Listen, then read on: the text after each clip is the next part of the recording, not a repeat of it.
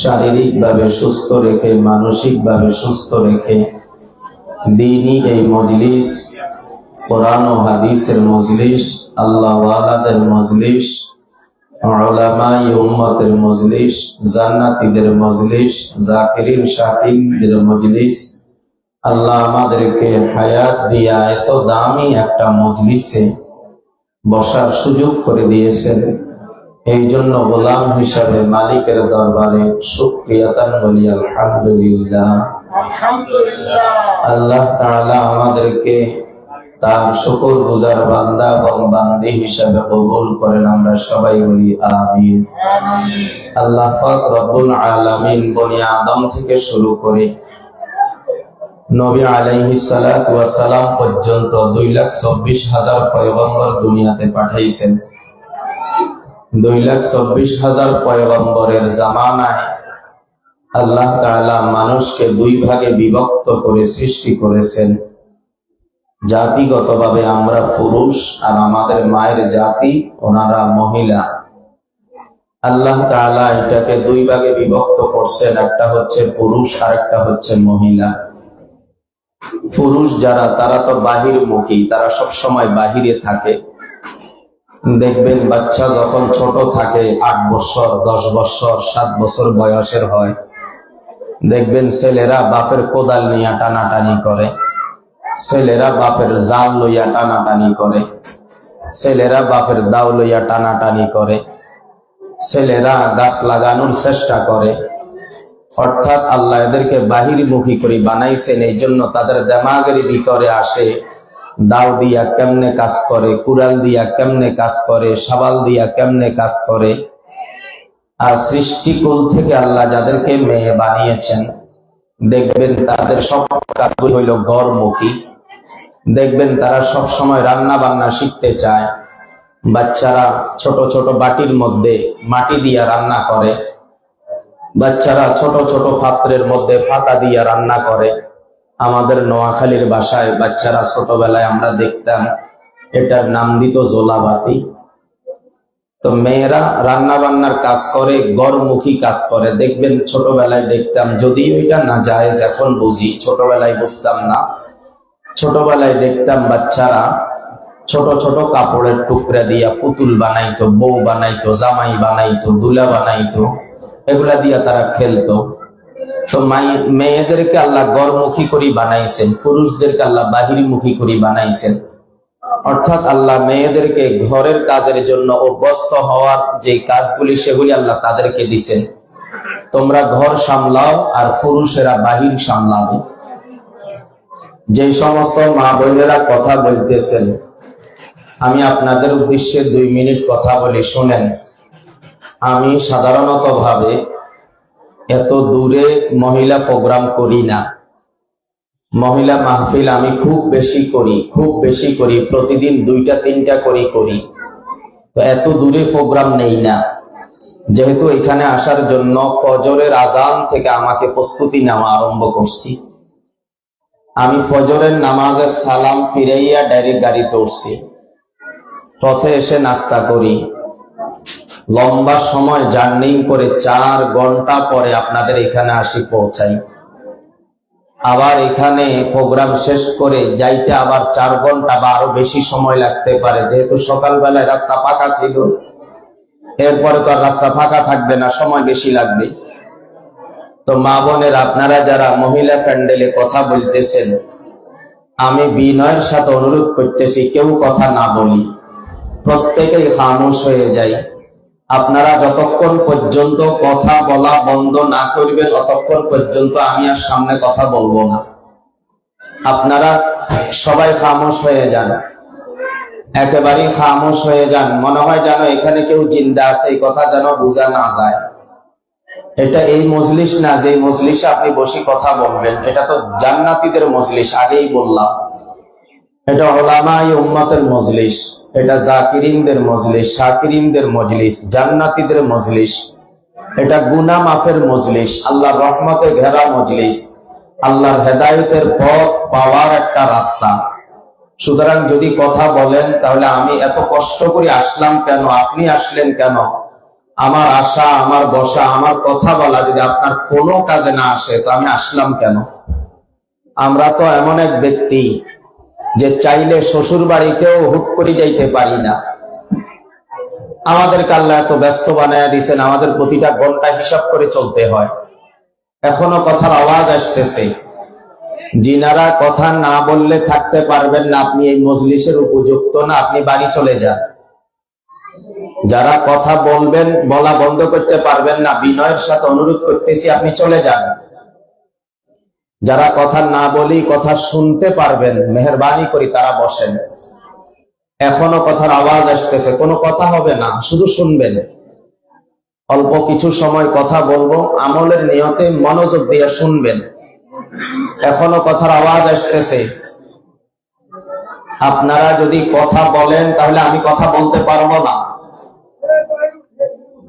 দয়া করে কথা বলা বন্ধ করে দেন, কেউ কথা বলবেন না। এখনো কথার আওয়াজ আসতেছে, আপনারা কি আমার কথা শুনেন না? মেহরবানি করি কেউ কথা না বলি, একেবারেই কথা না বলি, খামোশ হয়ে যাই, আল্লাহর দিকে মোতাওয়াজ্জু হই। আল্লাহ তাআলা আমাদেরকে বানাইলেন, নারীদেরকে গড়মুখী করে বানাইছেন, পুরুষদেরকে বাহিরমুখী করে বানাইছেন। পুরুষদের কাজ বাহিরে, মহিলাদের কাজ ঘরে। মহিলারা ঘর সামলাবে, পুরুষ বাহির সামলাবে। জমি জমা, দোকানদারি, ব্যবসা বাণিজ্য, চাকরি বাকরি এগুলা পুরুষ করবে। মহিলা সংসার সামলাবে, ছেলে মেয়ে মানুষ করবে। মায়ের জিম্মাদারি হইল ছেলে মেয়েকে মানুষ করা, সংসার সামলানো, শ্বশুর শাশুড়িকে দেখে রাখা, আত্মীয় স্বজনের সাথে যোগাযোগ রাখা, সদ্ব্যবহার করা। এটা হচ্ছে মহিলাদের জিম্মাদারি। আর পুরুষদের জিম্মাদারি হয়েছে বাহির সামলানো, সংসার কিভাবে চলবে, কামাই রোজগার কিভাবে হবে, সংসারের আয় উন্নতি কিভাবে হবে, এটা পুরুষ বাহির সামলাবে। মহিলা সংসার সামলাবে ঈমান রক্ষা করে, পুরুষ বাহির সামলাবে ঈমান রক্ষা করে। যেই পুরুষ বাহির সামলাইতে যাইয়া ঈমান ধ্বংস করে, এই পুরুষের জীবন অভিশপ্ত জীবন। যেই মহিলা সংসার সামলাইতে যাইয়া ঈমান নষ্ট করে, এই মহিলার জীবন অভিশপ্ত জীবন, গজবে গজবে ভরা জীবন, লানতে লানতে ভরা জীবন। মহিলারা ঘর সামলাবে, ঈমান রক্ষা করে না ধ্বংস করে? কথা বলেন আপনারা? ঈমান রক্ষা করে। পুরুষেরা বাহির সামলাবে, ঈমান রক্ষা করে না ধ্বংস করে? ঈমান রক্ষা করে। এবার বলেন, বর্তমান যুগের কয়জন পুরুষ ঈমান রক্ষা করে বাহির সামলায়? বাহির সামলাইতে পারে কথা সত্য, তবে ঈমান ধ্বংস করে। মহিলারা সংসার সামলাইতে পারে কথা সত্য, ঈমান রক্ষা করে নয়, ঈমান ধ্বংস করে। যেই সমস্ত নারী পুরুষ ঘর এবং বাহির সামলাইতে যাইয়া ঈমান ধ্বংস করে, এদের জীবন গজবে গজবে ভরা জীবন, এদের জীবন অভিশপ্ত জীবন। আমার প্রিয় মারা বোনেরা, আল্লাহ তাআলা আপনাদেরকে মুসলিম নারী বানাইছেন, হিন্দু নারী বানান নাই, খ্রিস্টান নারী বানান নাই, নাস্তিক নারী বানান নাই, বদ্দিন নারী বানান নাই। মুসলিম সমাজের, মুসলিম সম্ভ্রান্ত পরিবারের সসম্মানী একজন নারী হিসাবে আল্লাহ আপনাকে দুনিয়াতে পাঠিয়েছেন। পাথর দুই প্রকারে হয়। এক প্রকারের পাথর রেল রাস্তার মধ্যে থাকে, দেখেন না আপনারা? রেল লাইনের মধ্যে যেই পাথর থাকে, ওই পাথরের উপরে রেলের যাত্রীরা পায়খানাও করে, প্রস্রাবও করে। সত্য না মিথ্যা? তার মানে বোঝা গেল এটা পাথর, তবে কম দামা। এটা পাথর, তবে কি কম দামা।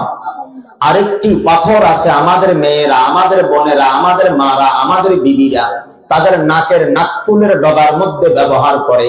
এই পাথরটা দামি না রেল লাইনের পাথরটা দামি?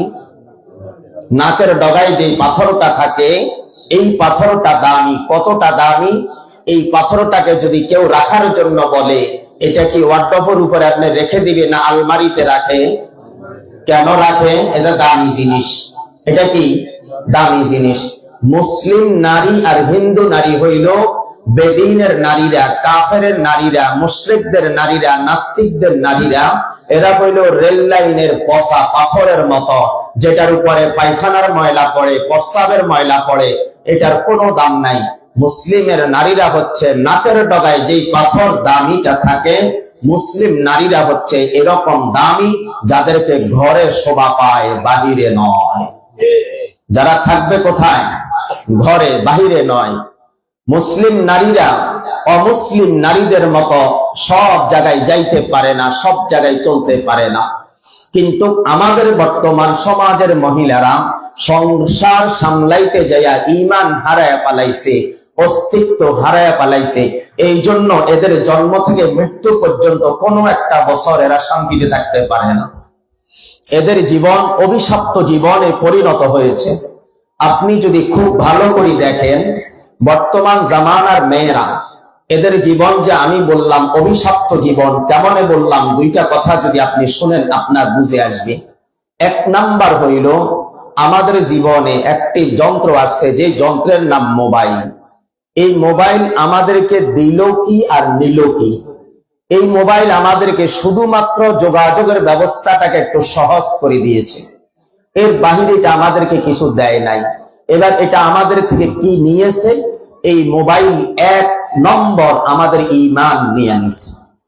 এই মোবাইলের কারণে আমাদের ঈমান ধ্বংস হয়েছে, এই মোবাইলের কারণে আমাদের আমল ধ্বংস হয়েছে, এই মোবাইলের কারণে আমাদের ইলম ধ্বংস হয়েছে, এই মোবাইলের কারণে আমাদের চরিত্র নষ্ট হয়েছে, এই মোবাইলের কারণে হাজার হাজার হাজার হাজার পরিবার সংসার ছেড়ে বিচ্ছিন্ন হয়েছে। এই মোবাইলের কারণে ফরকিয়া সম্পর্ক হাজার হাজার গুণে বৃদ্ধি পেয়েছে। এই মোবাইলের কারণে নারী জাতি গোটা কলঙ্কনী অধ্যায় পৌঁছে গেছে। এই মোবাইলের কারণে মানুষ আল্লাহকে ভুলে গেছে। এই মোবাইল পাওয়ার কারণে মানুষ কোরআনকে ছেড়ে দিয়েছে। এই মোবাইলকে পাওয়ার কারণে মানুষ ইসলামকে ছেড়ে দিয়েছে। কারণ মোবাইল তো মানুষকে ইসলাম দেয় না, মোবাইল মানুষকে ইসলাম থেকে দূরে চুম্বকের মতো টাইনা টাইনা নিয়ে যায়। মোবাইল মানুষের সময় নষ্ট করে দেয়, মোবাইল মানুষের ঈমান নষ্ট করে দেয়, মোবাইল মানুষের আমল নষ্ট করে দেয়। আমি যদি বলি, বর্তমান যুগের মহিলারা স্বামীকে 2 বছর বিদেশ দিয়া থাকা এদের জন্য কষ্ট করে না, কিন্তু যেই স্বামী তার প্রাণের স্বামী, যেই স্বামীকে সে এত ভালোবাসে, সেই স্বামীকে ছাড়া সে 2 বছর থাকতে পারে। লেকিন তার হাতে একটা যন্ত্র আছে, যেই যন্ত্রের নাম মোবাইল। এই মোবাইল ছাড়া বর্তমান যুগের নারীরা 2 দিনও থাকতে পারে না। কি মিথ্যা বলছি আমি? মিথ্যা বলছি আমি?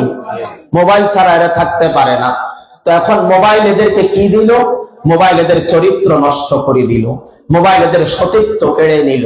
মোবাইলের কারণে এরা স্বামীর আমানতের খেয়ানত করে, মোবাইলের কারণে এরা আপন স্বামীকে ধোঁকা দেয়, মোবাইলের কারণে স্বামীর ঘরে থেকে স্বামীর দেওয়া পোশাক পরে, স্বামীর দেওয়া খাবার খেয়ে, স্বামীর দেওয়া মোবাইলে, স্বামীর দেওয়া এমবি দিয়া, স্বামীর দেওয়া ঘর দিয়া মোবাইলে ফরকিয়া করে, স্বামীর আমানত মোবাইলে অন্য পুরুষকে দিয়া দেয়।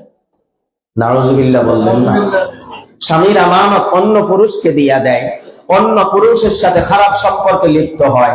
এ আমার মারা বোনেরা, আপনাকে যে আল্লাহ এত সুন্দর একটা চেহারা দান করলো, যে চেহারাটা দেখে আপনার স্বামী আপনাকে পছন্দ করলো, যে চেহারাটা দেখে আপনার স্বামী আপনাকে 5 লক্ষ টাকা মোহরানা দিল, যে চেহারাটা দেখে আপনার স্বামী আপনাকে আনার জন্য সমাজের উল্লেখযোগ্য সমস্ত ভিআইপি ব্যক্তিদেরকে দাওয়াত দিয়া, এত সুন্দর গাড়ি বহর করে, এত সুন্দর গাড়ি সাজাইয়া, আপনার জন্য এত স্বর্ণ অলংকার নিয়া, আপনার জন্য এত কাপড় চোপড় নিয়া, যে স্বামী আপনার বাড়িতে দুলা সাজি জীবনের একেবারে অনন্যতম, জীবনের একেবারে চূড়ান্ত পর্যায়ের সাজ যেটাকে বলে, ওই সাজটা সাজে সজ্জিত হইয়া দুলা আপনাকে নিতে আসছে আপনার এই চেহারাটা দেখে। আপনি এই চেহারা দিয়া স্বামীর থেকে 6 লক্ষ টাকা কাবিনের কাগজ টাকা আদায় করে নিলেন, তার সম্পদের ভাগীদার হলেন, তার অর্থের ভাগীদার হলেন, তার ঘরের মালিকানা বুঝে পেলেন, তার সংসারের চাবিকাঠি আপনার হাতে তুলে নিলেন। সবকিছু নেওয়ার পরে আপনি তাকে ঠকাচ্ছেন কোন কারণে? কি অপরাধ ছিল তার? কেন আপনি তাকে ঠকাচ্ছেন? কেন আপনি মোবাইলে ফরকিয়া করেন? কেন আপনি বাস্তব জীবনে স্বামী থাকার পরেও মোবাইলে আরো স্বামী তালাশ করেন? কারণ মোবাইল তো আপনাকে এইটাই শিক্ষা দিচ্ছে, মোবাইল আপনাকে এটাই শিক্ষা দিচ্ছে, মোবাইল থেকে আপনি এটাই পাচ্ছেন, এর কিছু না। মোবাইলে যারা টিকটক দেখে, মোবাইলে যারা নাটক দেখে, মোবাইলে যারা সিনেমা দেখে, মোবাইলে যারা বিভিন্ন ধরনের নাজায়েজ অনুষ্ঠান দেখে, এই সমস্ত নাজায়েজ অনুষ্ঠানগুলোর মধ্যে নাজায়েজ কাজগুলা শিখে শিখে আমার মা বোনেরা নষ্ট হয়ে যাচ্ছে। আপনারা একটা জিনিস খুব ভালো করে মনে রাখবেন, আপনার ঘরে একটা মেয়ে আছে, আমার ঘরে একটা না, আমার ঘরে 3টা মেয়ে আছে। এই মেয়েগুলো আল্লাহ আমার দান করছে, এরা আমার আব্বু কই ডাকে, এরা আমার আব্বু বলে ডাকে। এই মেয়েগুলা আল্লাহ আমার দান করছেন, এগুলি আল্লাহর পক্ষ থেকে নিয়ামত। আবার আল্লাহ বলে এগুলি আমার পক্ষ থেকে আমানত। আল্লাহ বলে এগুলি আমার পক্ষ থেকে কি আমানত। কেন এই কথা বললেন? ওরা তো দিনকাল বুঝে না, ওরা তো রাত দিন বুঝে না, ওরা তো সময় অসময় বুঝে না, ওরা ভালো মন্দ বুঝে না। ওদের ভালো মন্দ বুঝবার জিম্মাদারি মা বাবা। আমি আল্লাহ প্রত্যেক মা বাবার কাছে তার সন্তানকে আমানত রাখলাম, তারে যেন সে মানুষ বানায়, তারে যেন সে কি বানায়, মানুষ বানায়। এখন আমার মারা ওনারা যদি প্রকৃতভাবে মানুষ হইতো তাহলে সন্তান তো মানুষ হইতো। মারা ভালো না, এই জন্য সন্তানগুলা ভালো হয় না।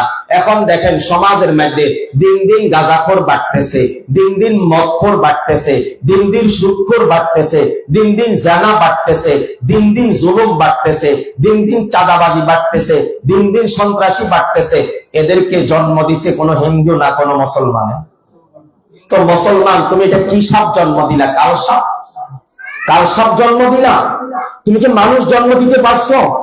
তুমি মানুষের বাবা হইছো না অমানুষের বাবা হইছো? তুমি মানুষের মা হইছো না অমানুষের মা হইছো? তুমি কি বানাইছো? এটা কি ফায়দা করছো? এটা এমন সন্তানের চাইতে তো নিঃসন্তান হওয়া ভালো ছিল। এমন সন্তান না হওয়া অনেক ভালো। আল্লাহ যদি সন্তান দেয় যেন নেক সন্তান দেয়। এমন সন্তান কোন দুশ্মনের যেন না হয়, এমন সন্তান কোন দুশ্মনকেও যেন আল্লাহ না দেয়, যে সন্তান আল্লাহর নাফরমানি করে, যে সন্তান আল্লাহকে চিনে না। আজকে আমরা তো মারা বোনেরা, আপনারা আমার কথাগুলো আমি জানি না খেয়াল করে শুনতেছেন কিনা। আমি যদি 25 বছর আগে যাই, আপনার মায়ের কথা বলি, আপনার নানির কথা বলি, আপনার দাদির কথা বলি, তাদের জীবনটা ছিল সোনালী জীবন, তাদের জীবনটা ছিল সোনালী জীবন, তাদের যোগ ছিল সোনালী যোগ।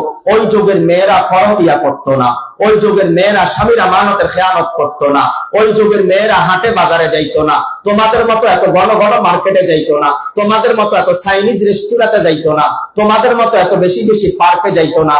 এদের এই কারণে ওরা কিছু মানুষ দুনিয়াতে জন্ম দিয়া গেছে বিদায় এখনো মসজিদের ইমামতির জন্য লোক পাওয়া যায়। ওরা কিছু নেক সন্তান জন্ম দিয়া গেছে বলে এখনো মাদ্রাসার মধ্যে শিক্ষক পাওয়া যায়।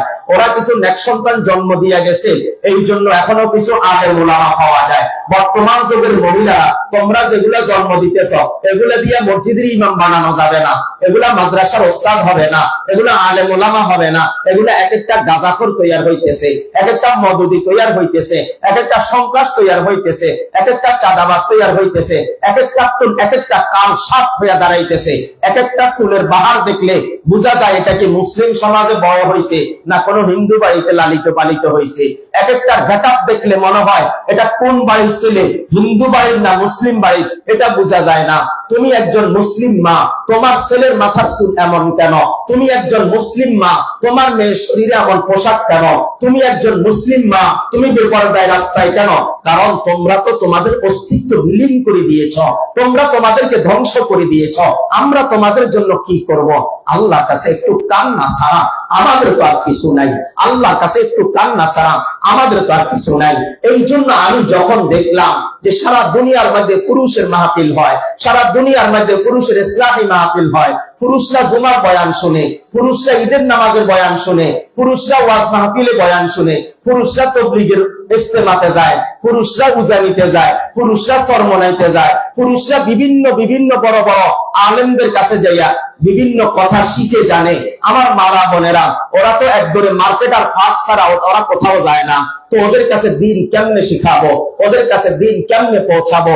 এই জন্য আজ থেকে 15 বছর আগে আমি এই মহিলা মাহফিল পাড়া মহল্লায় শুরু করে দিয়েছি। আলহামদুলিল্লাহ, আপনাদের এই মাওলানা ইউনুস ভাইকে আমি বললাম, ভাই আপনার মাদ্রাসা একটা মহিলা মাহফিল আয়োজন করেন, যত কষ্ট হয় আমি করতে রাজি, আমি যাব ইনশাআল্লাহ। তো আমার থেকে তারিখটা নিয়ে এই তারিখটা আয়োজন করে। তো আমার মারা বোনেরা, আজ থেকে 25 বছর আগে, আজ থেকে 20 বছর আগে আপনারা যারা আমার বাবাজিরা আমার সামনে আছেন, আমার সামনে একটু কথাটা বলেন।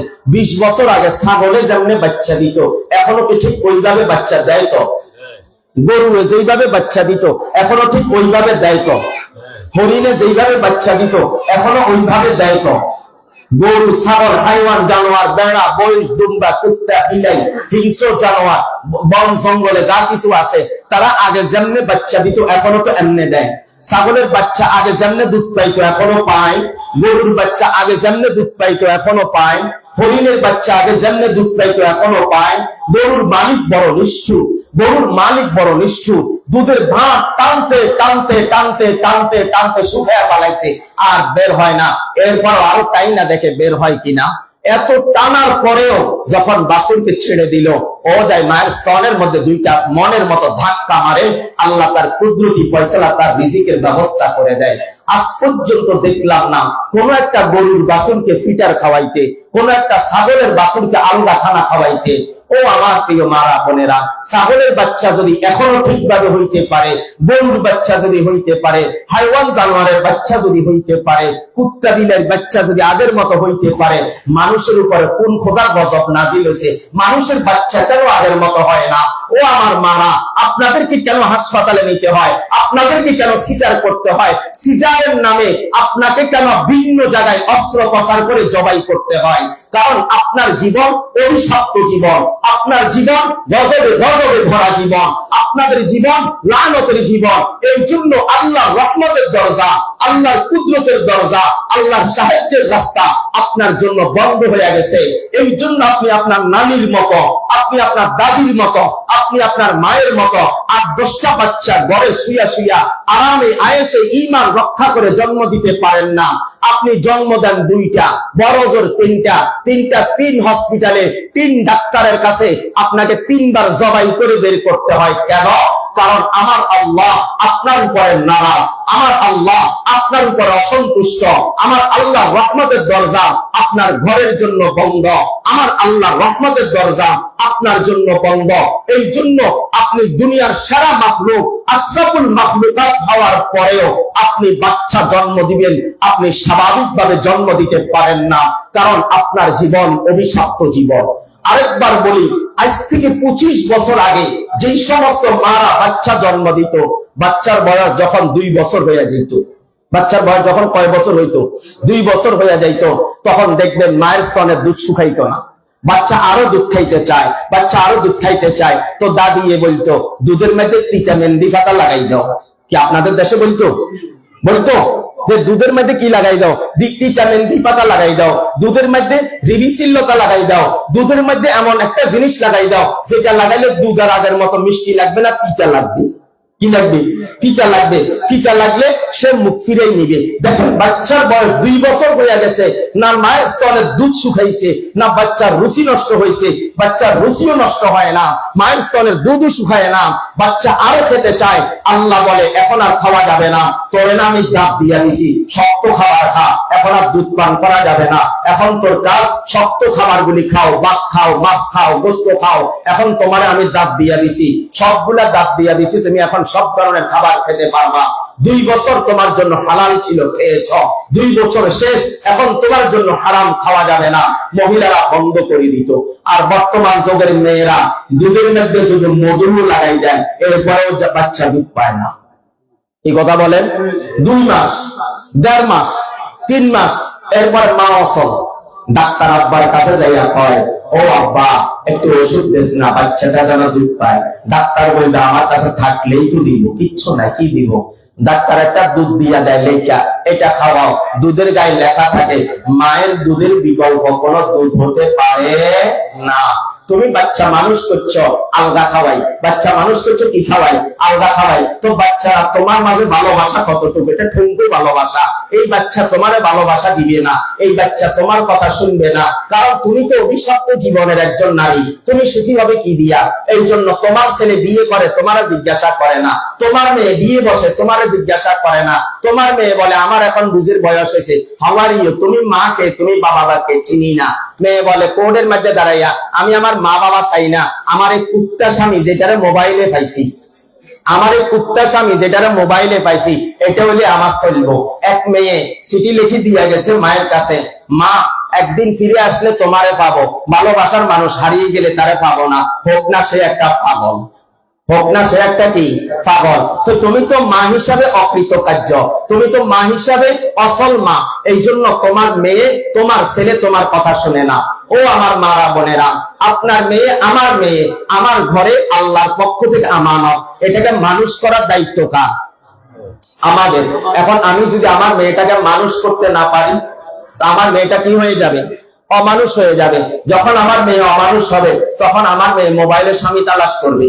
মোবাইলে কি করবে ভাই বলেন না? মোবাইলে স্বামী তালাশ করবে, স্কুলে স্বামী তালাশ করবে, কলেজে স্বামী তালাশ করবে। একটা হইলো কলেজ জীবনের স্বামী, আরেকটা হইলো স্কুল জীবনের স্বামী। এটাকে বলে এক্স বয়ফ্রেন্ড। এটাকে কি বলে? এক্স মানে সাবেক। স্কুল জীবনেরটা সাবেক স্বামী, কলেজ জীবনে এখন নতুন স্বামী, ভার্সিটিতে গেছেন এটাও এক্স, ওখানে আবার নতুন স্বামী। মোবাইলে আবার 3-4টা আছে। সকালে একটার সাথে কথা বলে, বলে দুপুর বেলা আব্বা বাড়ি থাকবে ফোন দিও না। আবার দুপুর বেলা স্বামীরে বলে বিকাল বেলা আম্মু ঘরে থাকবে ফোন দিও না। বিকাল বেলার স্বামীরে বলে খবরদার রাত্রে ফোন দেওয়া যাবে না, আব্বু আম্মু আজকে দুইজনে বাড়ি। সকাল বেলার স্বামীরে মোবাইলে ম্যানেজ করে মিথ্যা বলিয়া, দুপুর বেলার স্বামীরে ম্যানেজ করে মিথ্যা বলিয়া, রাত্রের বেলার স্বামীরে ম্যানেজ করে মিথ্যা বলিয়া। এত গুনাহ, এত গুনাহ, এত গুনাহ, এত গুনাহ, এত গুনাহ, এত গুনাহ। একটা মেয়ে বিয়ের আগে যদি এতগুলা স্বামীরে তার সব সৌন্দর্য দিয়া দেয়, একটা মেয়ে যদি বিয়ের আগে তার সব অস্তিত্ব হারায়া পালায়, একটা মেয়ে যদি বিয়ের আগে তার আত্মাটারে নাপাক বানায়া পালায়, একটা মেয়ে যদি বিয়ের আগে তার এই শরীরটারে নাপাক বানায়া পালায়, আমারে আল্লাহ একটা হাত পাও দিল, আমারে আল্লাহ একটা সুন্দর শরীর দিল, আমারে আল্লাহ সুন্দর একটা দেহ দিয়া বানাইল, আল্লাহ আমার এই শরীরের মধ্যে কতগুলো আইন কানুন দিয়া দিল। খবরদার খবরদার, আমি তোমার 2টা চোখ দিলাম, এই চোখ দিয়া তুমি দেখো। তবে আমি আল্লাহ যেই জিনিস দেখা নিষেধ করছি, এই জিনিস তোমরা দেখিও না। এ আমার মারা বোনেরা, আপনি আমার মতো একটা মায়ের মতো মা, আমারও না আপনার মতো একজন মা আছে। এ আমার বোন রে, তোমার মতো আমারও না একটা বোন আছে। তোমার আমি আমার বোনের মতো মনে করতে পারি, আপনাকে আমি আমার মায়ের মতো মনে করতে পারি। মায়ের মতো মনে হইলেই দেখা দেওয়া যাবে না, বোনের মতো মনে হইলেই দেখা দেওয়া যাবে না, মেয়ের মতো মনে হইলেই দেখা দেওয়া যাবে না। এই জন্য আমার মারা বোনেরা, আল্লাহ আমারে নিষেধ করছে তোমার চোখ দিয়া তুমি হারাম জিনিস দেখবা না। এই জন্য আপনাকে দেখা আমার জন্য হারাম, আপনার জন্য আমাকে দেখা আপনার জন্য হারাম। এই জন্য আপনি আমাকে দেখেন না, আমিও আপনাকে দেখি না। এই না দেখার কারণ কি? কারণ হইল বিধানটা আল্লাহ, আল্লাহর আইন মানিয়া আমি আপনার থেকে দূরে, আপনি আমার থেকে দূরে। ও আমার প্রিয় মারা বোনেরা, আল্লাহ আমারে 2 চোখ দিয়া বলে, এই 2 চোখ দিয়া তুমি কোন কোন জিনিস দেখতে পারবা, এটা আমি তোমার জন্য কোরআনের মধ্যে বলিয়া দিলাম। এই 2 চোখ দিয়া তুমি কোন কোন জিনিস দেখতে পারবা না, সেটাও আমি কোরআনের মধ্যে বলিয়া দিলাম। এ আমার মারা বোনেরা, আল্লাহ বলেন, ও আমার মারা বোনেরা, এ নারীরা, তোমরা কোন জিনিস দেখতে পারবা না শুনতে চাও? আল্লাহ বলেন, শুনে যাও রে বান্দি, শুনে যাও। যার সঙ্গে তোমার বিবাহ বসা হারাম, তোমার চোখ দিয়া তুমি তারে দেখো জায়েজ আছে। যার সঙ্গে বিবাহ হারাম, তারে তুমি দেখো। যার সঙ্গে বিবাহ বসা জায়েজ, তার সঙ্গে দেখা দেওয়া হারাম। আল্লাহ বলেন, এটা আমার আইন, যদি মানো তবেই তো তুমি আমার নবীর উম্মত। এটা আমার আইন, যদি তুমি মানো তবেই তো তুমি কামিয়াব। আল্লাহ বলেন, এটা আমার আইন, যদি তুমি মানো তবেই তুমি দুনিয়াতেও সাকসেস, আখিরাতেও সাকসেস। এ আমার মারা বোনেরা, আল্লাহ পাক রব্বুল আলামিন বলেন, চোখ দিয়া নাজায়েজ জিনিস দেখবা না, চোখ দিয়া হারাম জিনিস দেখবা না, চোখ দিয়া নিষিদ্ধ জিনিস দেখবা না। এই 2টা চোখ আমি আল্লাহ আমার নিয়ামত তোমার দান করলাম, এ আমার বান্দা জাননি এই দুইটা চোখের দাম কত? এ আমার বান্দি জাননি এই দুইটা চোখের দাম কত? আমি বলি ও বাবা এই দিকে আয় না, আমি বলি তোরে 2 কোটি টাকা দিব, তুই দুইটা চোখ আমারে দিয়া দে। বলে না এটা তো সম্ভব না। আমি বললাম সম্ভব না কেন? একটু আগেই তো বললি 10টা টাকা ভিক্ষা দেন, আমি তোরে 2 কোটি টাকা দেবো, দুইটা চোখ দিয়া দে। বলে দুইটা চোখ নিয়ে গেলে এই দেহটা যে দেখতেছেন এটা তো অসল হইয়া যাবে। আমার মারা বলে না দুইটা চোখ আল্লাহ তোমার আমার দান করলো, যে দুইটা চোখের দাম 10 কোটি দিয়াও তুমি পাবা না, 20 কোটি টাকা দিয়াও তুমি পাবা না। আমার মারা বোনেরা, আল্লাহ তোমার আমার দুইটা কান দিল, দুইটা কানের মধ্যে শোনার শক্তি দিল। আল্লাহ বলেন নিষিদ্ধ গুলা শোনা যাবে না, নাজায়েজ গুলা শোনা যাবে না, হারাম গুলা শোনা যাবে না। আল্লাহ বলেন যেগুলা শোনা যায় এগুলা শোনো, যেগুলা শোনা যায় এগুলা শোনো। আল্লাহ বলেন গান শোনা যাবে না, হারাম, এই জন্য আমরা গান শুনি না। আল্লাহ বলেন খারাপ নর্তকীর কথা কান দিয়া শোনা যাবে না, এটা হারাম, এই জন্য আমরা শুনি না। আল্লাহ আপনাকেও বলছেন ও আমার মারা বোনেরা, খারাপ পুরুষের কথা, খারাপ অশ্লীল কথা, খারাপ গানের কথা, নাপাক কথা, অসভ্য কথা, নাজায়েজ কথা, নিষিদ্ধ কথা, এই কথাগুলো কান দিয়া শোনা যাবে না। আমার প্রিয় নবীজি সাল্লাল্লাহু আলাইহি ওয়াসাল্লাম একদিন রাস্তা দিয়া হাঁটতে হাঁটতে কোথায় যেন যাচ্ছিলেন, সঙ্গে একজন সাহাবী ছিল। অমনিতেই এক ইহুদি বাচ্চা একটা বাঁশি বাজাইতেছিল, একটা বাঁশির আওয়াজ আমার প্রিয় নবীজির কানে আসে। আমার প্রিয় নবীজি কানের মধ্যে 2টা আঙ্গুল দিয়া শোনার মাত্রাটা বন্ধ করে দিয়া কমাই দিয়া আমার প্রিয় নবীজির সামনের দিকে অনেক দূর দৌড়ায়, কানটা ছাড়ে না। সঙ্গের সাথী জিজ্ঞাসা করে এখন আর বাঁশির আওয়াজ শোনা যায়নি? বলে হুজুর এখন একটু শোনা যায়। আমার প্রিয় নবীজি আরো সামনের দিকে দৌড়ায়, অনেক দূর যাওয়ার পরে বলে এখন আর শোনা যায়নি? বলে না এখন আর শোনা যায় না। ও আমার প্রিয় মারা বোনেরা, একটা বাঁশির আওয়াজ আমার প্রিয় নবীজি কানের মধ্যে ঢুকান নাই। আপনি কত বাঁশির আওয়াজ, কত গানের আওয়াজ, কত নাটকের আওয়াজ, কত সিনেমার আওয়াজ, কত বিপদের কথার আওয়াজ, কত হিংসাত্মক কথার আওয়াজ, কত অহংকারী কথার আওয়াজ, কত বন্ধ কথার আওয়াজ, কত নাপাক কথার আওয়াজ আপনার এই কান দিয়ে আপনি ঢুকাইতে ঢুকাইতে ঢুকাইতে আপনার কানটাকেও আপনি বরবাদ করিয়া দিলেন। নাপাক জিনিস চোখ দিয়া দেখতে দেখতে আপনার চোখ দুইটাও আপনি নাপাক বানাইলেন। এখন আপনার চোখটাও গুনায় গুনায় নাপাক, আপনার কানটাও গুনায় গুনায় নাপাক। এ আমার মারা বোনেরা, আল্লাহ পাক আমারে আপনারে 2টা হাত দিল, এই হাত 2টা দিয়া বলে এই 2 হাতের মধ্যে হারাম জিনিস লওয়া যাবে না, হারাম জিনিস ধরা যাবে না, হারাম জায়গায় হাত দেওয়া যাবে না, হারাম জায়গায় কলম ধরা যাবে না। এ আমার মারা বোনেরা, আল্লাহ নিষেধ করছে, এই জন্য এই হাত দিয়া গুনাহ করা যাবে না, এই হাত দিয়া নিষিদ্ধ কাজ করা যাবে না। যার সঙ্গে বিবাহ বসা হারাম, যার সঙ্গে বিবাহ বসা হারাম, তার সঙ্গে দেখা দেওয়া যায়। এই জন্য আমি আমার আম্মার হাত ধরতে পারি, এই জন্য আমি আমার মেয়ের হাত ধরতে পারি, এই জন্য আমি আমার বোনের হাত ধরতে পারি, এই জন্য আমি আমার মেয়ের হাত ধরতে পারি, এই জন্য আমি আমার নাতিদের হাত ধরতে পারি, আমার ভাতিজি ভাতির হাত ধরতে পারি, আমার দাদি নানি আমার খালা আমার আপন ফুপি, এই জন্য আমি তাদের হাত ধরতে পারি। এই হাতগুলা ধরা আমার জন্য নাজায়েজ না, এগুলো আমি ধরবো খিদমতের জন্য, এগুলো আমি ধরবো সেবার জন্য, এগুলো আমি ধরবো তাদের উপকার করার জন্য। যেহেতু মাঝখানে বিধান আছে, এদের সঙ্গে বিবাহ হারাম, দেখা দেওয়া যায়, কিন্তু এর বাহিরে এই হাত দিয়া আমি মামাতো বোনের হাত ধরতে পারি না, কারণ আমার আল্লাহ আমার দিকে তাকায় আছে। আমি আমার ফুফাতো বোনের হাতটা ধরতে পারি না, কারণ আমার আল্লাহ আমার দিকে তাকায় আছে। আমি আমার মামাতো বোন, খালাতো বোন, জ্যাঠাতো বোন, চাচাতো বোন, আমার যত বোন আছে, যত বোন আছে, এরাও আমার বোন। আল্লাহ বলে এদের হাত ধরা যাবে না, কারণ এদের সঙ্গে বিবাহ যায়। আল্লাহ বলে নিষেধ করিয়া দিলাম, নিষেধ করিয়া দিলাম। এই জন্য আমার মারা বোনেরা হাত দিয়া ধরতে পারি, শক্তি তো আছে, ধরতে ভালো লাগে। আল্লাহর কসম, আল্লাহর কসম, আল্লাহর কসম, আল্লাহর কসম, দুনিয়ার কাহারও হয় না, দুনিয়ার কাহারও ভয়ে না, আমার আল্লাহর ভয়ে, আমার আল্লাহর ভয়ে হাত দিয়া নাপাক জিনিস ধরা থেকে বাঁচার চেষ্টা করি, হাত দিয়া হারাম জিনিস ধরি না, হাত দিয়া নিষিদ্ধ জিনিস ধরি না, হাত দিয়া নাপাক জায়গায় কলম ধরি না, হাত দিয়া নাপাক জায়গায় হাত দেই না, হাত দিয়া হারাম লেনদেন করি না, হাত দিয়া সুদের টাকা লইতে পারি না, হাত দিয়া ঘুষের টাকা লইতে পারি না, হাত দিয়া অন্যের হক নষ্ট করতে পারি না, হাত দিয়া আরেকজনের বিরুদ্ধে কলম পচাইতে পারি না। আমার মারা বোনেরা, আল্লাহ আমারে দুইটা পাও দিয়া বললেন, আমার আদেশ মোতাবেক ব্যবহার করা, আমার নিষেধ জায়গার মধ্যে যাইও না। আমার মারা বোনেরা, মা পার্কের মধ্যে কত কিছু না হয়, আমাদের মন চাই একটু পার্কের মধ্যে যাইয়া হাইটা আসি, কেন যাই না রে মা, কেন যাই না? ওই জায়গার মধ্যে দুইটা চোখ হেফাজত রাখতে পারি না। আমাদের মন চাই একটু মার্কেটে যাই, মার্কেটে গেলে অশ্লীল মহিলাদের কারণে আমাদের না চোখের হেফাজত হয় না। এই জন্য আমার মারা বোনেরা, মার্কেটেও যাইতে সাহস করি না।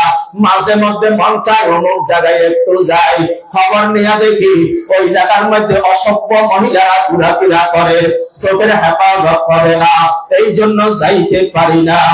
আমার মারা বোনেরা, দুঃখের সাথে বলিয়া গেলাম, আমি আল্লাহর একজন গুনাহগার পাপী বান্দা। আমি এই মানুষটা বিগত 10-12 বছরের মধ্যে বর্তমান সমাজের কোন দাওয়াতে আমি যাই না, কোন বিবাহ বাড়িতে আমার যাই না।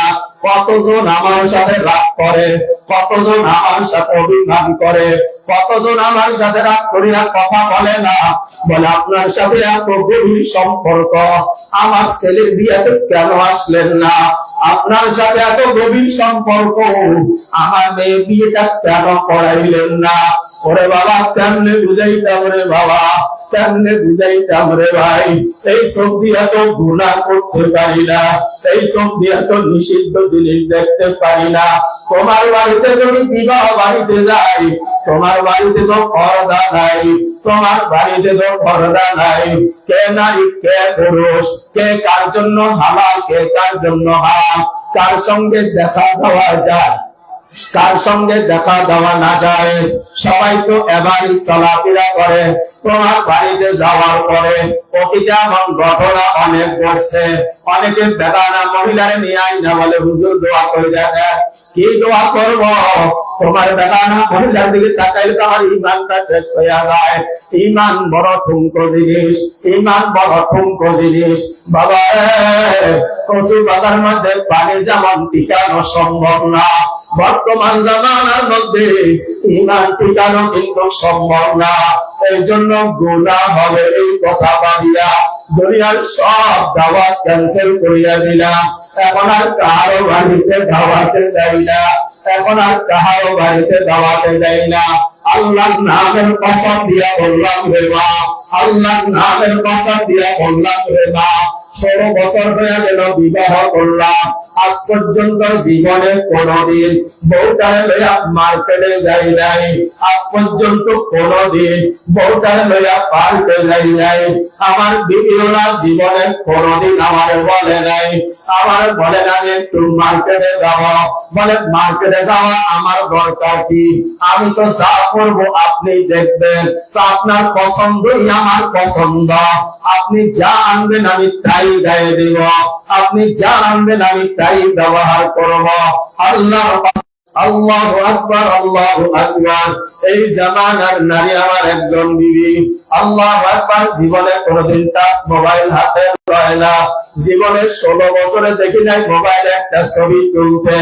আল্লাহর কসম, আল্লাহর কসম, ও আমার ভাড়া বোনেরা, আমারও না 3টা মেয়ে আছে। আল্লাহর কসম দিয়া বলিয়া গেলাম, আল্লাহ এদের শরীরে এমন কোন রোগ দেয় নাই যার জন্য ডাক্তারের কাছে যাওয়া লাগে। আল্লাহ আমারে 5টা সন্তান দিল। আল্লাহর কসম, আল্লাহর কসম, এই 5টা সন্তান দুনিয়াতে আসা পর্যন্ত কোনোদিন ডাক্তার লাগে নাই। আল্লাহর কসম দিয়া বলিয়া গেলাম 2010 সাল 5 এপ্রিল সকালবেলা ঠিক 10টার সময় আমার না কোনো টাকা পয়সা নাই, আমি না ছাত্র, আমার বাবা মা সব করে বিধবার পিড়িতে বসাইয়া দিল।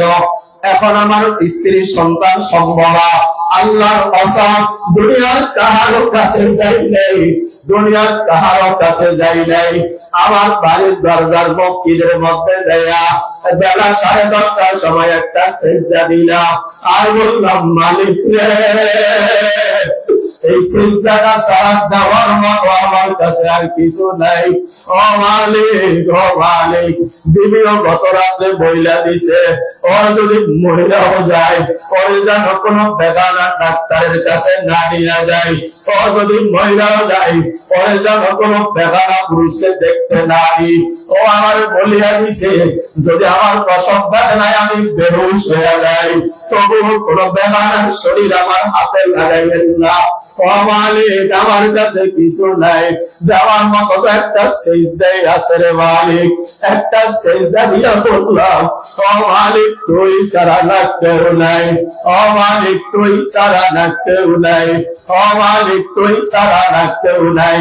আল্লাহর কসম, আল্লাহর কসম, 5টা সন্তান আল্লাহ দুনিয়ার মধ্যে দিল, কোন ডাক্তার লাগে নাই, কোন তেল পড়া পানি পড়া কিছু লাগে নাই। আমার মালিক, আমার মালিক কিভাবে দিয়া দিল। আলহামদুলিল্লাহ, বড় মেয়েটা বিবাহের উপযুক্ত হয়ে গেল, বড় ছেলে কোরআনের হাফেজ হয়ে গেল। এদের জন্য কোন ডাক্তার লাগে না। মাঝে মধ্যে মানুষ হিসাবে আবহাওয়া চেঞ্জ হয়, জ্বর সর্দি হয়, বাজারের ডাক্তারকে বললো ওষুধ দিয়া দেয়।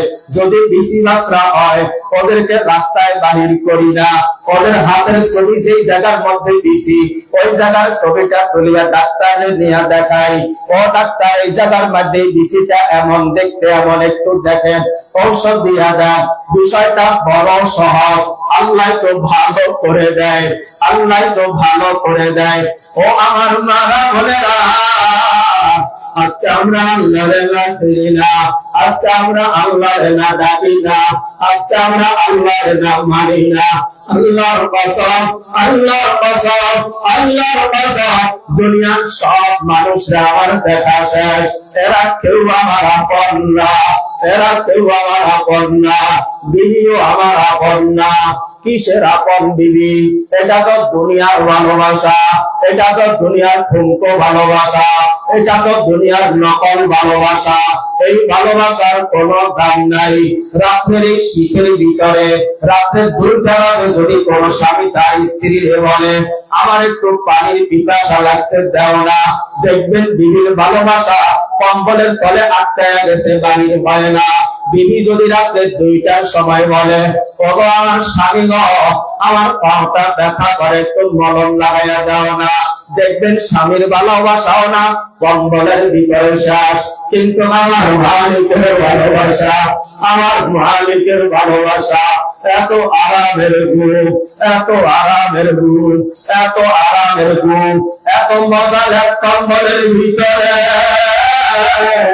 কেউ না বিছানায় পানি ঢাইলা দেয় নাই, কেউ না পিঠা ভাত করে নাই, কেউ না গাড়ি দেয় নাই, কেউ না দুঃশব্দ করিয়া ভয়ঙ্কর শব্দ দূষণ করিয়া, কেউ না ঘুম ভাঙাইয়া দেয় নাই, মাইকেও না কেউ ডাকে নাই, মোবাইলেও না ফোন আসে নাই, ছেলে মেয়েও না কান্দে নাই। আমার মালিকের ভালোবাসা যার কলিজার মধ্যে আছে, কিসের ঘুম, কিসের কম্বল, কিসের শীত, না না না না না না না না না। এখন আমার মালিকের প্রেমের সময়, এখন আমার মালিকের প্রেমের সময়। রাত যখন 4টা বাজিয়া যায় আল্লাহ ডাক্তার বান্দাদের শরীরে জ্বালা পড়া ছুটে যায়, ঘুমটা ভেঙে যায়। কিসের শীত? কোন শীত আটকায়া রাখতে পারে না। লাপ্তি মারলে কম্বলের মধ্যে, লাপ্তি মার বিছানার মধ্যে। আমার মালিক আমারে ডাকে, আমার মালিক আমারে ডাকে। আমার মালিকের কেমন প্রেম! বরফের নাই পানির মধ্যে হাতটা ঢুকাইয়া যখন ওযু শুরু করিয়া দেয়, বাবার পানি এত ঠান্ডা, মনে হয় যেন হাতটা কাটিয়া পালায়, মুখের মধ্যে যখন কুলির পানিটা দিয়া দিই মনে হয় যেন দাঁতগুলা ছুটে চলে আসে। কিন্তু না রে বাবা, আমার মালিকের প্রেম যার কলিজার মধ্যে আছে, আমার মালিকের প্রেম যার কলিজার মধ্যে আছে। কেমন প্রেম, কেমন প্রেম! ও আল্লাহ, তোমারে না ভালোবাসি কথা সত্য, কিন্তু আমি তো তোমারে দেখি নাই। ও বিবি, মায়া তো দেখি, এরপর তোমার ভালোবাসার দাম নাই, যাই আমি দেখি নাই। আল্লাহ কসম, আল্লাহ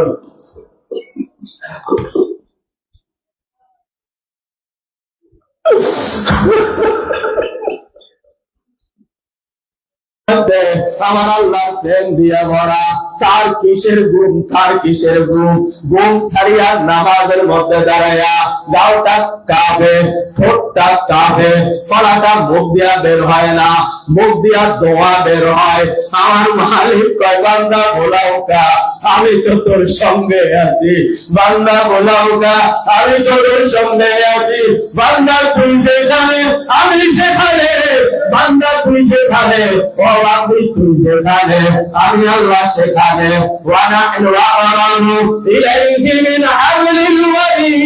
আল্লাহ তাকিয়া বলে, এ বান্দা রে, আমি আল্লাহরে ডাকো, আমি আল্লাহরে তালাশ করো। রে আমার বান্দা রে, আমি আল্লাহ তো তোর সঙ্গে আছি। আল্লাহর কসম, আল্লাহর কসম, দুনিয়ার যত খাবার আছে সব খাবারের মজা হারাম ভাবে পাইলাম। বিরিয়ানির মজা কেমন, এই জিহ্বার সাক্ষী হয়ে গেল।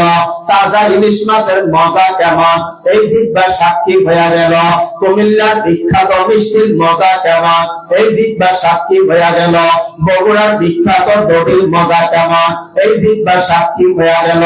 ওই খুলনার সানার মজা কেমন, এই জিহ্বার সাক্ষী হয়ে গেল। নোয়াখালীর নারকেল সুপারির মজা কেমন, এই জিহ্বার সাক্ষী হয়ে গেল। চট্টগ্রামের শুটকির মজা কেমন, এই জিহ্বার সাক্ষী হয়ে গেল। কাচ্চি বিরিয়ানির মজা কেমন, হায়দ্রাবাদের বিরিয়ানির মজা কেমন, বিফ বিরিয়ানির মজা কেমন, কাচ্চি বিরিয়ানির মজা কেমন, কালো ভুনা, সাদা ভুনা, সব খাবারের মজা পাইলাম। কোন খাবারের মজা টিকে না, কোন খাবারের মজা টিকে না। খাবার শেষ, মজা শেষ, খাবার শেষ, মজা শেষ। আল্লাহর কসম, আল্লাহর কসম, আল্লাহর জাতের কসম, আল্লাহর জালালের কসম, আমার আল্লাহর প্রেমের মজা এটা যার কলিজায় একবার লাগিয়া যায়, এই মজা শেষ হয় না, এই মজা শেষ হয় না। যতটা কি তত মজা লাগে, যতটা কি তত মজা লাগে, যতটা কি তত মজা লাগে, যতটা কি তত ডাকতেই মন চায়, যতটা কি তত ভালো লাগে। কেমন মজার না, কেমন মজার না! আপনার জবানে আপনি আল্লাহ কইরা ডাকেন, আপনি মজা পান না, কারণ আপনার কলব কাছরায় কাছরায় ভরে আছে। আপনি আল্লাহ কইরা ডাইকা আপনি মজা পান না, কারণ আপনার চোখে গুনার ময়লা, আপনার কানে গুনার ময়লা, আপনার জবানে গুনার ময়লা, আপনার হাতে পায়ে গুনার ময়লা। এই জন্য বলি বাবা, কাপড়ে ময়লা হইলে না সাবান দিলে চলে যায়, শরীরে ময়লা হইলে সাবান দিলে চলে যায়, হাতে ময়লা হইলে হ্যান্ড ওয়াশ দিয়ে হাত ওয়াশ করলে ময়লা চলে যায়, চোখে ময়লা সুরমা দিয়া চোখের ময়লা দূর করা যায়। ও আমার বাবা, ও আমার আম্মা, ও আমার বন্ধু, তোমরা তো দেখো না, তোমরা তো দেখো না। একবার একটু বাবা হাতটা বাহির করেন না সবাই, হাতটা একটু বাহির করেন সবাই। একবার হাতের দিকে তাকা, একবার হাতের দিকে তাকা। ও বাবা গো, ও মা গো, যে হাত দিয়ে আল্লাহর কাছে দোয়া করে, যে হাতটা আল্লাহর কাছে উপরে উঠা, এবার একটু বলেন না আল্লাহ না তাকায় আছে, এবার একটু বলেন না এই হাতের শরীর মধ্যে কত গুনার ময়লা লেগে আছে, এই গুনার ময়লা কি দিয়ে সাফ করবে? এই গুনার ময়লা কি দিয়ে সাফ করবে? এটা তো সাবান দিলে যায় না, এটা হ্যান্ড ওয়াশ দিলেও না যায় না, এটা আতর সেন্ট লাগাইলেও যায় না, এটা কি দিয়া দূর করবে? ও আম্মা গো, একবার ডান হাতের দিকে তাকান না, আরেকবার বাম হাতের দিকে তাকান না। ও আম্মা গো, একবার বলেন না গো আম্মা, আপনার হাতে কি কোনো গুনাহ নাই? আপনার চোখে কি কোনো গুনাহ নাই? আপনার পায়ে কি কোনো গুনাহ নাই? আপনার জবানে কি কোনো গুনাহ নাই? আপনার কানে কি কোনো গুনাহ নাই? ও আমার আম্মা, আমি আপনার মতো একটা মায়ের সন্তান, আমার আম্মার যেমন ভালোবাসি, আপনাদেরকেও আল্লাহর জন্য ভালোবাসা আপনাদের কদমের মধ্যে হাত রাইখা বললাম, ও আম্মা, ও আম্মা, ও আমরা কোন হাত দিয়া গুনাহ করেন, কোন চোখ দিয়া গুনাহ করেন, কোন পাও দিয়া গুনাহ করেন?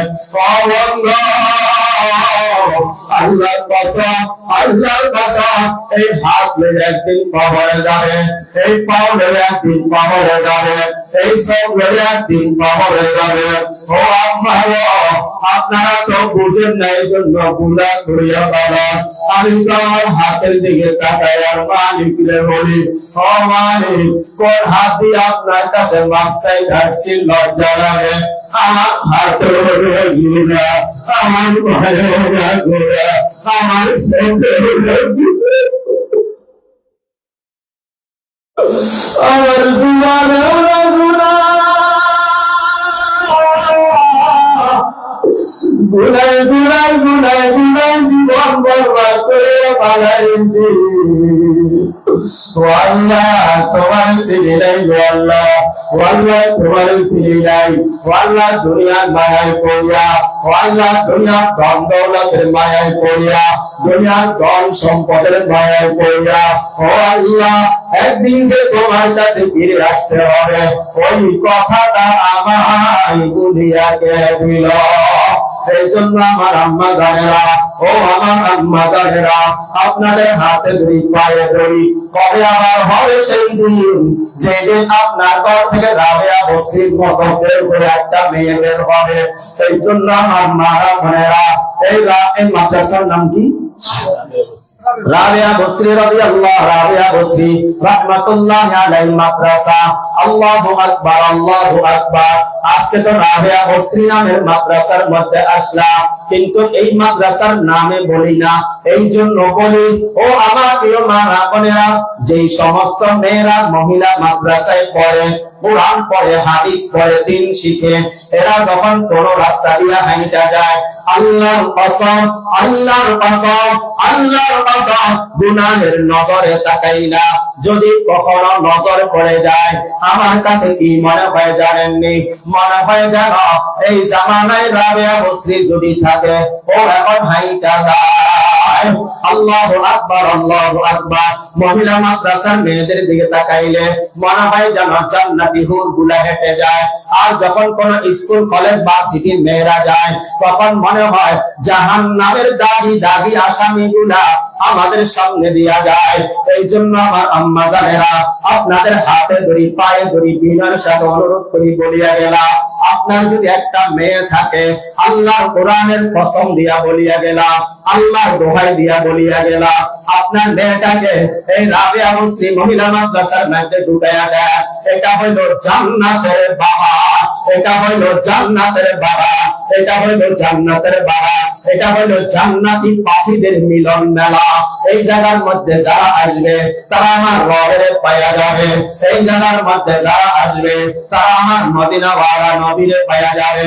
ও আমার মারা বোনেরা, যেই মদিনাওয়ালা নবীরে এত ভালোবাসি, যেই মদিনাওয়ালা নবীরে এত ভালোবাসি, আল্লাহর কসম, আল্লাহর কসম, ওই মদিনাওয়ালা নবীরে না দেখি নাই। ও মদিনাওয়ালা নবী গো, ও মদিনাওয়ালা নবী গো, আপনার এই বান্দার কলবের দিকে আপনি তাকায়া দেখেন। ও মদিনাওয়ালা নবী গো, আপনার এই উম্মতের কলেজার দিকে তাকায়া দেখেন। ও মদিনাওয়ালা নবী গো, আপনারে না দেখলে কি হয়েছে, আপনারে না দেখিয়া আপনার ভালোবাসা দিয়া এই কলিজাটারে মোড়াইয়া মোড়াইয়া রাখছি। ও মদিনাওয়ালা নবী গো, এই কলিজা দিয়া আপনারে ভালোবাসি। ও মদিনাওয়ালা নবী গো, এই সব দিয়া গুনাহ করি না কেন জানেননি? ও মদিনাওয়ালা নবী গো, এই সব দিয়া আপনারে দেখবো এই জন্য। ও আল্লাহ, এই সব দিয়া গুনাহ করি না, এই সব দিয়া আপনারে দেখবো এই জন্য। ও মদিনাওয়ালা নবী গো, আপনার হাতে হাউজে কাউসারের পানি পান করব এই জন্য। ও আমার প্রিয় মারা বোনেরা, যে কথাগুলা বললাম, আল্লাহ আমাদেরকে আমলে সালেহ করার তৌফিক দান করে। আল্লাহ আমাদেরকে সন্তান দিল, এই সন্তানগুলা মানুষ বানাইবার জিম্মাদারি আমাদের। ও আমার প্রিয় মারা বোনেরা, আল্লাহর ওয়াস্তে এই কথাগুলা মানার চেষ্টা করবেন, বুঝার চেষ্টা করবে। এই দুনিয়ায় আমরা এমনি এমনি আসি নাই, আল্লাহ আমাদেরকে পাঠাইছে, বিনা কারণে পাঠায় নাই। অবশ্যই কারণ তো একটা আছে, কারণ হইল আল্লাহ বলে, ও আমার বান্দারা, ও আমার বান্দিরা, এই জমিনের মধ্যে তোমরা থাকবা, আমি আল্লাহর গোলামি করবা, আর এই জমিনের মধ্যে থাইকা জান্নাত কামাই করবা। নামাজ পড়ি কেন রে মা? জান্নাতে যাওয়ার জন্য। ও আমার প্রিয় মারা বোনেরা, চোখে এত পানি কেন? জাহান্নাম থেকে বাঁচবো বলে। চোখে এত পানি কেন? জাহান্নাম থেকে বাঁচার আশা আছে বলে। ও আল্লাহকে ভালোবাসেন, আল্লাহকে মহব্বত করে, আল্লাহ ছাড়া কেউ আপন না, আল্লাহ ছাড়া কেউ আপন হইতে পারে না। আল্লাহ পাক রব্বুল আলামিন যেই কথাগুলি বলছি, আল্লাহ আমাদেরকে আমলে সালেহ করার তৌফিক দান করেন। আজকের মাহফিলে যারা আসছেন, আল্লাহ তিনাদের সবাইকে হেদায়েতের মতন দৌলত দান করেন। আজকের মাহফিলে যারা আসছেন, অংশগ্রহণ করছেন, বসছেন, আল্লাহ তাদের জিন্দেগীর সমস্ত গুনাহ মাফ করে বেগুনাহ মাসুম বানায়া যেন বাড়ি যাওয়ার তৌফিক দান করেন। ওয়া আখিরু দাওয়ানা আলহামদুলিল্লাহি রাব্বিল আলামিন। আপনাদের বিদায় অনুষ্ঠান না? জি। বিদায় কোন অনুষ্ঠান, এই কর্মসূচি হাতে আছে? না, এটা যেটা ছিল এটা শেষ হয়ে গেছে। আর কি কোন সবক অনুষ্ঠান আছে? না, এখন কিছু নেই, শুধু দোয়া হবে। কেমন? আব্বারাই বড় ভাই আছে, আরেক ভাই বিদেশ আছে, আর বিশেষ করে গ্রামবাসী এলাকাবাসী যারা। আল্লাহ শোনেন আমার মারা বোনেরা, শুনছি এটা আপনাদের এলাকার জন্য নতুন মহিলা মাহফিল, মাদ্রাসা আপনাদের হেদায়েতের উদ্দেশ্যে, আপনাদের আখিরাতের উদ্দেশ্যে, আপনাদের পরকালের নাজাতের কথা চিন্তা করে মাদ্রাসায় আয়োজনটা করছে। যদি এটা আপনাদের পছন্দ হয়, যদি এটা আপনাদের ভালো লাগে, আলহামদুলিল্লাহ, আপনারা সবাই